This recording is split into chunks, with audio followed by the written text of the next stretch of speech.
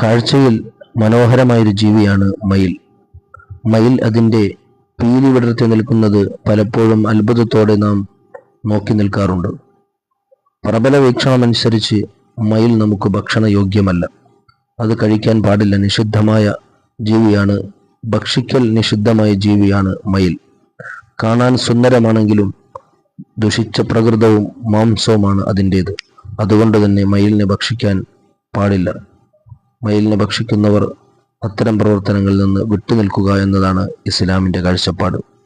അള്ളാഹു നമുക്ക് ഒരുപാട് കഴിക്കാൻ പറ്റിയ, കുടിക്കാൻ പറ്റിയ ഭക്ഷണപാനീയങ്ങൾ നമുക്ക് നൽകിയിട്ടുണ്ടല്ലോ. നല്ലത് ഭക്ഷിച്ച് നല്ലത് പ്രവർത്തിച്ച് അള്ളാഹുലേക്ക് കൂടുതൽ അടുക്കാൻ അള്ളാഹു തൗഫീഖ് നൽകുമാറാകട്ടെ.